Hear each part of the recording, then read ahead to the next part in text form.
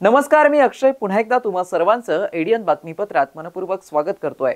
आज दिवसभरात घडलेल्या संपूर्ण घटनांचा आढावा आपल्याला घ्यायचाच आहे, परंतु त्या अगोदर नजर टाकूया आज दिवसभरात घडलेल्या काही महत्त्वाच्या आणि ठळक घडामोडींवरती। संभाजीनगरमधील शिवाजीनगर भुयारी मार्ग म्हणजे असून अडचण नसून खोळंबा। खासदार भागवत कराड यांची सर्वच विभागाच्या अधिकाऱ्यांना 3 आठवड्याच्या आत समस्या दूर करण्याचा आदेश। तर सरकारचं कृषी धोरण 1 जून नंतरच करा पेरणी। बाजारात बियाणे उपलब्ध नाहीयेत, विक्रेतेही करतायत जनजागृती। आता बघूया सविस्तर बातम्या। संभाजीनगरमध्ये शहरातून सातारा परिसराला जोडणारा भुयारी मार्ग असून अडचण नसून खोळंबा ठरला आहे। बऱ्याच वर्षांच्या प्रतीक्षेनंतर हा मार्ग सुरू झाला, मात्र पहिल्याच पावसात हा भुयारी मार्ग पूर्णपणे भरला गेलाय। 2 दिवस नागरिकांना मनस्ताप सहन करावा लागला। रेल्वे, एमजीपी, महानगरपालिका एकमेकांवरती चुकीचे आरोप करतायत। शेवटी खासदार भागवत कराड यांनी सर्वच विभागाच्या अधिकाऱ्यांना बोलावून पाहणी केली आणि 3 आठवड्यात समस्या दूर करण्याचे आदेश दिलेत। छत्रपती संभाजीनगर शहरामध्ये शिवाजीनगर एरियामध्ये रेल्वेचा एक भुयारी मार्ग आहे आणि त्या मार्गावरती काल जो पाऊस झाला त्या माध्यमातून साधारण 4 ते 5 फूट पाणी जमा झालेलं आहे आणि म्हणून सर्व वाहतूक खोळंबलेली आहे। यासाठी सकाळीच मी बैठक माझ्या कार्यालयामध्ये घेतली होती। त्यामध्ये रेल्वेच्या माध्यमातून जे ड्रेनेज काढलेलं आहे त्याच्यामध्ये जिथं मॅनहोल किंवा मोठा ड्रेनेजचा खड्डा होता त्या ठिकाणी सर्व ढासळलेलं आहे आणि त्याचबरोबर PWDच्या माध्यमातून जे स्टॉर्म वॉटर ड्रेनेज झालं पाहिजे होतं त्याचं काम अपूर्ण आहे आणि ते अपूर्ण असल्यामुळे स्टॉर्म वॉटरचं पाणी रेल्वेच्या ड्रेनेजमध्ये जमा झालं आणि तिथं सुद्धा तो खड्डा बुजल्यामुळे किंवा मॅनहोल बुजल्यामुळे हा सगळा प्रॉब्लेम झालेला आहे। एकंदरीत कामं थोडी ज्या स्पीडनं पाहिजे होते ती झालेली नाहीत, कारण याच भागातून एक इलेक्ट्रिकल केबल जाते। इलेक्ट्रिकल केबलचे चार्जेस MSEBला MGPनी भरले नाहीत, ते 9,59,000 आहेत। म्हणून इलेक्ट्रिकल केबल किंवा MSEBनं काम केलं नाही। आता MSEBचं काम करण्यासाठी आम्ही सांगितलेलं आहे आणि त्याचबरोबर MSEB नंतर PWD काम करेल, MGP काम करेल आणि मग हा प्रॉब्लेम सुटेल। साधारण 3 हप्त्याचा आपण त्यांना वेळ दिले। पावसाळ्याच्या तोंडावरती ग्रामीण भागात शेतकऱ्यांचे पेरणीच्या कामांची लगबग सुरू आहे, मात्र अजूनही बियाणं दुकानांमध्ये उपलब्ध नाहीयेत। सरकारच्या नवीन कृषी धोरणानुसार शेतकऱ्यांना 1 जून नंतरच पेरणी करावी लागणार आहे। त्यानुसार पुरवठाही दुकानदारांना 20 मे नंतर करण्यात येणार आहे।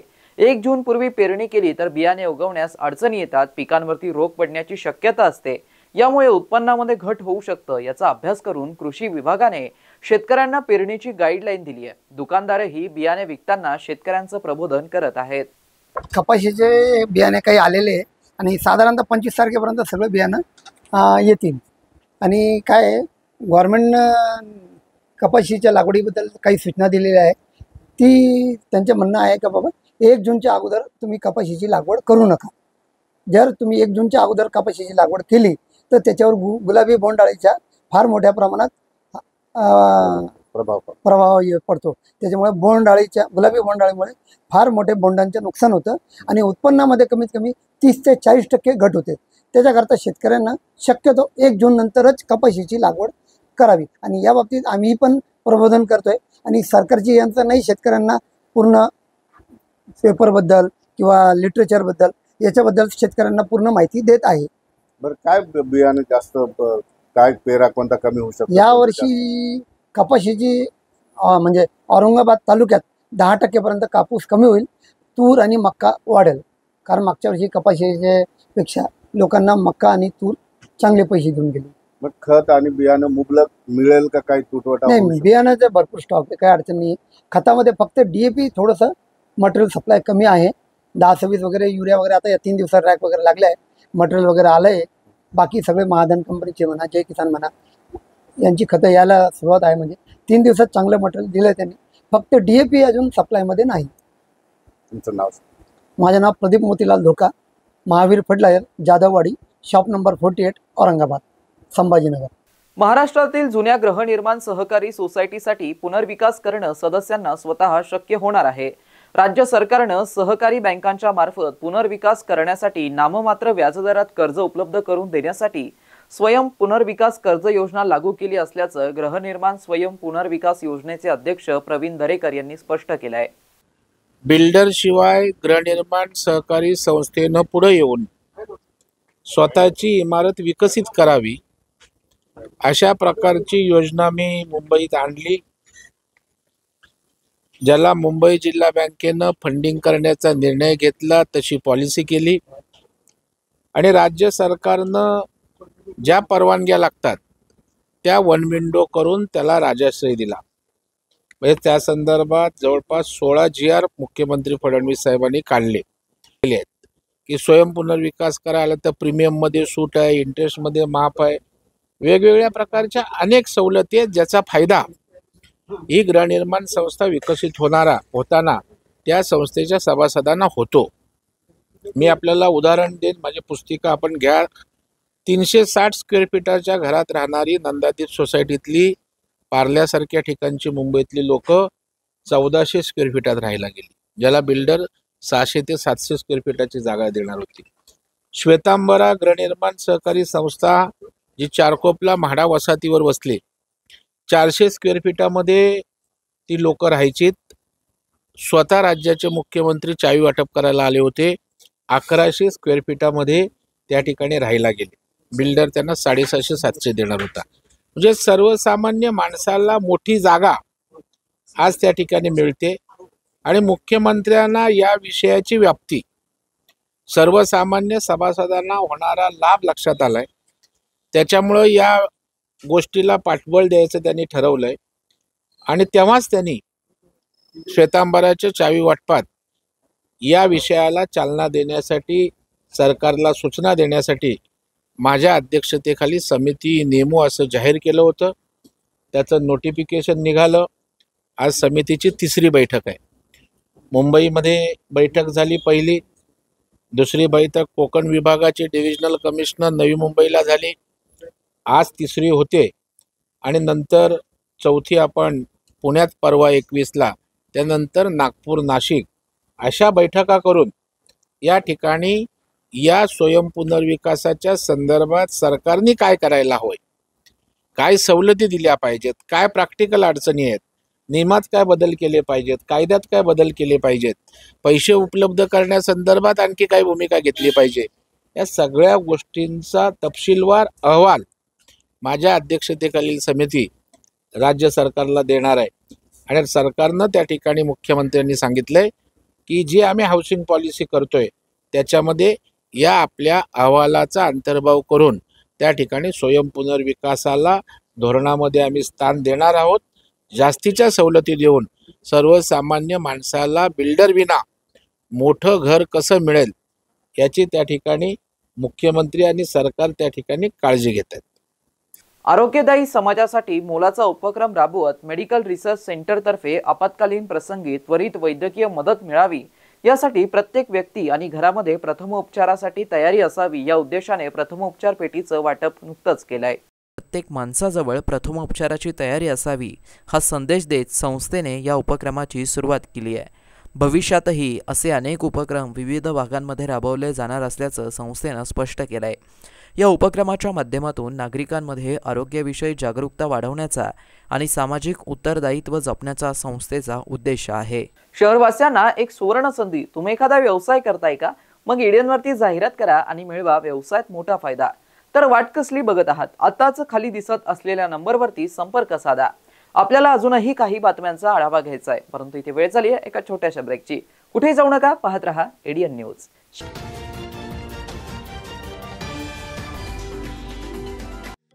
SSC, HSC, डिप्लोमा किंवा BSc पूर्ण केलाय? मग आता तुमचं करिअर होणार जबरदस्त. सिपेट म्हणजे Central Institute of Petrochemicals Engineering and Technology ही भारत सरकारची नामांकित स्वायत्त संस्था घेऊन आली आहे आपल्या सर्वांसाठी एक सुवर्ण संधी. ऍडमिशन सुरू होत आहेत शैक्षणिक वर्ष 2025 आणि 26 साठी. AICTE अप्रूव्ड कोर्सेस आणि एक्सिलेंट प्लेसमेंट ट्रॅक रेकॉर्ड म्हणजेच शिक्षणही दर्जेदार आणि नोकरीची देखील खात्री. All India CIPET admission test 2025 साठी आजच अप्लाय करा आणि प्लास्टिक इंजिनिअरिंग मध्ये तुमचं भविष्य उज्ज्वल करा. सिपेट मध्ये आहे दर्जेदार courses, diploma in plastic mould technology, diploma in plastic technology, post graduate diploma in plastic processing and testing, post diploma in plastic mould design with CAD आणि कॅम. पात्रता 10वी, 12वी, डिप्लोमा किंवा BSc. तुम्ही कोणत्याही टप्प्यावर असलात तरी इथे तुमच्यासाठी कोर्स आहे. स्कॉलरशिप उपलब्ध आहे. मुलांसाठी आणि मुलींसाठी स्वतंत्र हॉस्टेलची सुविधा सुद्धा आहे. या तारखा अगदी लक्षात ठेवा. अर्ज भरण्याची अंतिम तारीख 29 मे 2025. सिपेट ऍडमिशन टेस्ट आहे 8 जून 2025 ला.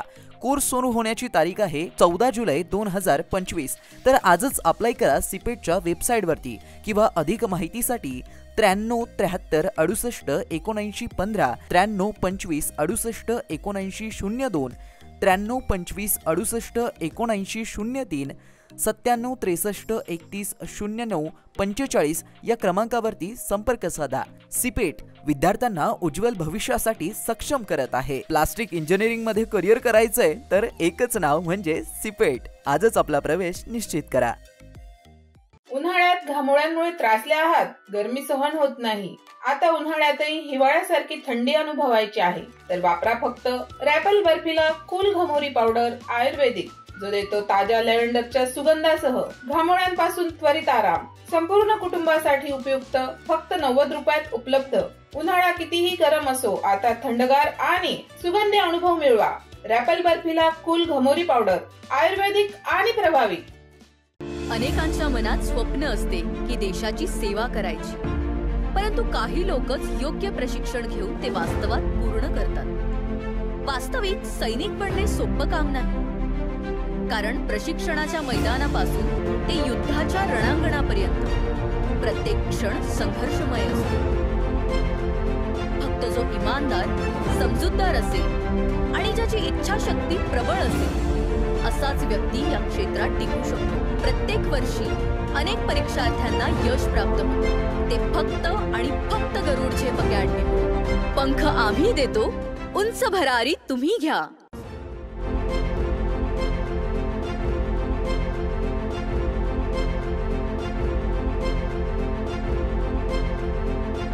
शिक्षण असो किंवा नोकरी, कुठल्याही कामानिमित्त छत्रपती संभाजीनगर येथे येत असाल तर तुमच्या घरगुती जेवणाची चिंता आता मिटली.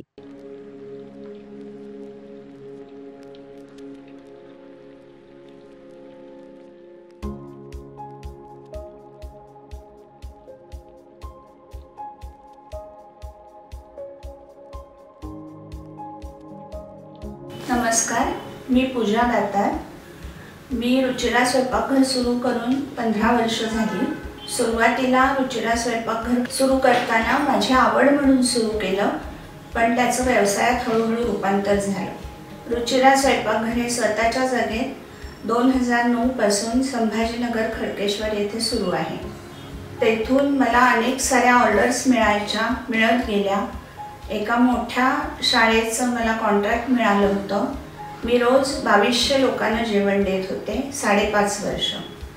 नंतर मी पूर्ण कॉन्सन्ट्रेशन रुचिरा स्वयंपाकघर खडकेश्वर येथे केलं. तेथील फीडबॅक म्हणाल तर सगळी मेडिकलची मुलं जे घरापासून दूर राहतात त्या लोकांना आपल्या घरासारखं जेवण रुचिरामध्ये मिळतं असं प्रत्येकजण आनंदाने सांगत असतो मला. आणि मी तर म्हणते की तुम्ही ते पे करून जेवता, पण ते म्हणतात की नाही, पे हा भाग वेगळा आहे, पण आमच्या शुभेच्छा आणि सदिच्छा जास्त महत्त्वाच्या आहेत. तसंच रुचिरा स्वयंपाकघरात आपण आपल्या घरच्यासारखं अन्नधान्य निवडून, भाज्या निवडून, अतिशय स्वच्छता राखून स्वयंपाक करतो. स्वयंपाकात घरगुती मसाले 80% वापरले जातात. माझा कटाक्ष क्वालिटी मेंटेन करण्यावर असतो, त्यामुळे मी किराणा जास्तीत जास्त चांगल्या क्वालिटीचा आणते. तसंच भाजीपाला जाधव मंडईत आणते, त्यामुळे ताजा स्वच्छ भाजीपाला मिळतो. त्यामुळे आपल्या स्वयंपाकाची चवही उत्तम राखता येते आणि आरोग्यपूर्ण स्वयंपाक होतो. घरगुती जेवणाच्या चवीसाठी एकदा अवश्य भेट द्या रुचिरा स्वयंपाकघर येथे। मस्त मास्क पहना रे तूने। Thank you sir. वो जान बचाने के लिए पहनना पड़ता है ना सर। रेडीमेड है या टेलर मेड है? ऑनलाइन ऑर्डर किया है सर। एक और है ना सर। देना। बहुत मस्त लगेगा आपको। ये ना सर। सर ना भाई, जान बचाने के लिए बाइक चलाते वक्त सिर्फ खोपड़े पे मास्क पहनेगा तो खोपड़े को कौन बचाएगा? समझ गया सर। हेलमेट ऑनलाइन ऑर्डर कर, वरना हमेशा के लिए ऑफलाइन हो सकता है। Okay sir.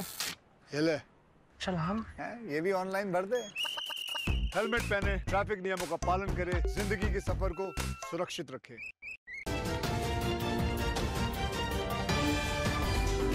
ब्रेक नंतर पुन्हा एकदा स्वागत। आपण बघत आहात एडीएन बातमीपत्र। छत्रपती संभाजीनगरमधील पैठण भागामध्ये शिळे चिकन खाल्लं त्यामुळे 14 वीटभट्टी कामगारांना अन्नातून विषबाधा झाल्याची घटना घडली असून एका महिलेचा मृत्यू झालाय। ही सर्व कामगार मध्य प्रदेशातील आहेत। छत्रपती संभाजीनगरच्या पैठण शहरापासून जवळ असलेल्या शहागड फाट्यावरती वीटभट्टीवरती काम करणाऱ्या कामगारांना जेवणातून विषबाधा होऊन एका महिलेचा मृत्यू झाला, तर 13 जणांवरती रुग्णालयात उपचार सुरू आहेत। 33 वर्षीय ललिता पालविया असं मयत महिलेचं नाव आहे। शहागड फाट्याजवळ मोठ्या प्रमाणात वीटभट्ट्या आहेत। यातील 125 यांच्या वीटभट्टीवरती काम करण्यासाठी मध्य प्रदेशातील परप्रांतीय मजूर आलाय। शनिवारी रात्री या कामगारांनी चिकन, मटण, मासे असं अन्न खाऊन ते झोपले। सकाळी अन्नातून विषबाधा होऊन अचानक चक्कर, उलटी, मळमळ सुरू झाल्याचं समोर आलं। त्यामुळे एकच खळबळ उडाली आहे। यात सर्वाधिक प्रकृती गंभीर बनलेल्या ललिता पालविया या महिलेला पैठण येथील शासकीय रुग्णालयात दाखल केला असताना त्यांचा मृत्यू झाला, तर इतर सर्व कामगार आणि त्यांच्या लहान मुलांना उपचारासाठी पैठण येथील खासगी रुग्णालयात दाखल करण्यात आलंय। चिते पिंपळगाव खेडेगाव हद्दीतील बेंबळ्याची वाडी येथील शेतकरी महादेव डिगुळे यांना विद्युत शॉक लागल्याने त्यांचा मृत्यू झाला असून वायरमन, शाखा अभियंता, उपअभियंता यांच्या हलगर्जीपणामुळे सदर घटना घडली असल्याचं म्हटलं जात आहे। चिते पिंपळगाव खेडेगाव हद्दीतील बेंबळ्याची वाडी येथील मोठी घटना घडली आहे। मयत शेतकरी महादेव डिगुळे यांना विद्युत शॉक लागल्याने त्यांचा मृत्यू झालाय। या चिते पिंपळगाव आडूळ हद्दीतील कार्यरत असलेले वायरमन वीज गेली तर कधीच लवकर वीज चालू करत नाही। मग रोहित्र जवळील राहणारे नागरिक स्वतः डीपी जवळ जातात व स्वतः वीज चालू करतात व स्वतः रोहित्र चालू करण्यासाठी गेलेल्या शेतकऱ्याला जीव गमवावा लागलाय। वायरमन, शाखा अभियंता, उपअभियंता यांनी आपलं कर्तव्य इमाने इतबारे पार पाडावं व पावसाळ्यात लक्ष देऊन काम करावं अशी मागणी स्थानिक पातळीवरती नागरिक करतायत। थेंबभर पाऊस पडला की रात्रभर वीज गायब होते अशी परिस्थिती ग्रामीण भागात नेहमीच असते। संबोधी अकादमी व सामाजिक न्याय विभाग महाराष्ट्र शासन यांच्या संयुक्त विद्यमाने दिनांक 25 मे रोजी बुद्धलेणीच्या पायथ्याशी सर्वधर्मीय सामूहिक विवाहाचे आयोजन करण्यात आलं असून इच्छुकांनी नोंदणी करण्याचं आवाहन आयोजकांच्या वतीने एडीएन सोबत बोलताना करण्यात आलंय। संबोधी अकादमी महाराष्ट्र व सामाजिक न्याय विभाग महाराष्ट्र शासन यांच्या संयुक्त विद्यमाने रविवार दिनांक 25 मे 2025 रोजी छत्रपती संभाजीनगर येथील ऐतिहासिक बुद्धलेणीच्या पायथ्याशी निसर्गरम्य परिसरात सर्वधर्मीय सामूहिक विवाह सोहळ्याचे आयोजन माननीय समाजभूषण डॉक्टर भीमराव हत्ती आंबेरे यांच्या मार्गदर्शनाखाली करण्यात आले आहे। सदरील सामूहिक विवाह सोहळ्यास देश विदेशातील अनेक मान्यवर उपस्थित राहणार आहेत। मंगल परिणय विधी पूज्य भदंत विशुद्धानंद बोधी महास्तवीर बुद्धलेणी छत्रपती संभाजीनगर व भिक्खू संघ यांच्या हस्ते संपन्न होणार आहे। संबोधी अकादमीच्या परभणी येथील विवाह सोहळ्यात आजपर्यंत 2000 पेक्षा अधिक तर छत्रपती संभाजीनगर येथे मागील 2 वर्षात झालेल्या विवाह सोहळ्यामध्ये 200 जोडपी विवाहबद्ध झालेले आहे। या विवाह सोहळ्यात सहभागी होणाऱ्या जोडप्यास महाराष्ट्र शासनाच्या सामाजिक न्याय विभागामार्फत कन्यादान योजनेअंतर्गत रुपये 20,000चे अनुदान मिळणार आहे।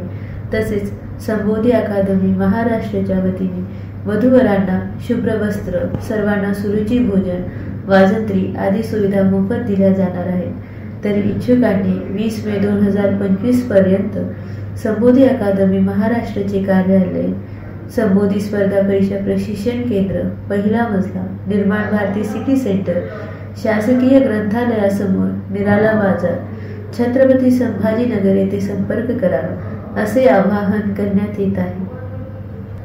वधूवर नोंदणीसाठी मुलीचे वय 18 वर्षे पूर्ण तर मुलाचे वय 21 वर्षे पूर्ण असणे आवश्यक आहे। वयाचा पुरावा म्हणून TC, जन्म प्रमाणपत्र यापैकी एक पुरावा, 4 पासपोर्ट फोटो, जातीचे प्रमाणपत्र, वधूवराचे रहिवासी प्रमाणपत्र नोंदणी अर्जासोबत जोडणे आवश्यक आहे. शेवटी पुन्हा एकदा नजर टाकूया आज दिवसभरात घडलेल्या काही महत्त्वाच्या आणि ठळक घडामोडींवरती. संभाजीनगरमधील शिवाजीनगर भुयारी मार्ग म्हणजे असून अडचण नसून खोळंबा. खासदार भागवत कराड यांची सर्वच विभागाच्या अधिकाऱ्यांना 3 आठवड्याच्या आत समस्या दूर करण्याचा आदेश. तर सरकारचं कृषी धोरण 1 जून नंतरच करा पेरणी, बाजारात बियाणे उपलब्ध नाहीयेत, विक्रेतेही करतायत जनजागृती. आणि याबरोबरच हे बातमीपत्र इथे संपलं. पुन्हा भेटूया पुढील बातमीपत्रात. तोपर्यंत पाहत रहा आपल्या हक्काचं बातमीपत्र ADN न्यूज.